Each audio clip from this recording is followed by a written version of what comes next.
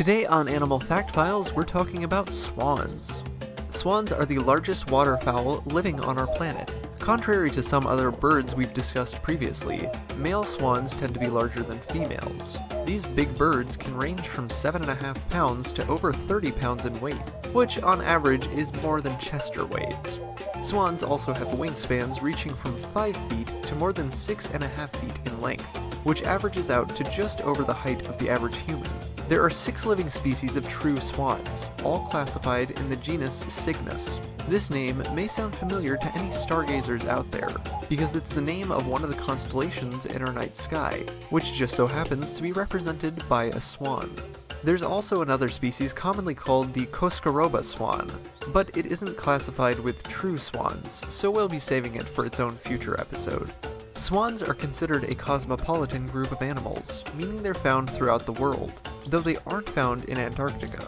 Being waterfowl, swans spend their time near sources of water. These birds may be found on lakes, ponds, streams, rivers, open marshes, bays, marine estuaries, and in man-made parks. It's relatively easy to distinguish a swan from other nearby waterfowl, because swans are usually the biggest swimming birds around. Most swans are almost completely white in color, which also helps them stand out from their waterfowl relatives, though 2 swan species break the mold. Unsurprisingly, the black swan is almost completely black in color, and the black-necked swan has, well, a black neck and head. They really stretched their creative muscles when they named those 2. Swans prefer temperate regions, and many individuals will migrate throughout the year in order to find more appropriate climates. Migration often correlates to breeding, with swans traveling as far as 4,500 miles, sometimes crossing oceans to reach breeding grounds. Swans are known as symbols of love. This is likely because swans tend to be monogamous throughout their lifetimes. However, this isn't always the case. Swans stay together because usually a pair has successfully produced offspring together, and the rationale is that the next time they breed, they will likely be able to do so again because they already have in the past. It's believed this is why swans stay monogamous. It's a means of ensuring their offspring have a chance in the future. However, when a nest fails, swans may wander. A successful nest consists of about 6 eggs which are incubated by the mother.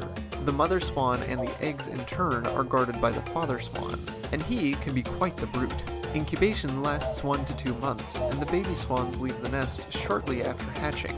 They'll stay with their parents for just under a year until the next breeding season, and so long as they can avoid predators such as ravens, eagles, owls, snapping turtles, foxes, bears, wolves, bobcats, and other carnivores, they may live to be up to 30 years old in the wild.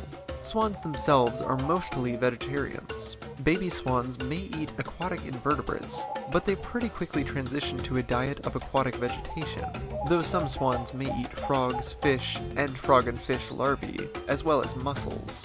Because they're usually the biggest birds on the water, they can reach the furthest food, and they do so by dabbling, which is just a fancy word for saying they show off their butts while they eat. For more facts on swans, check out the links in the description.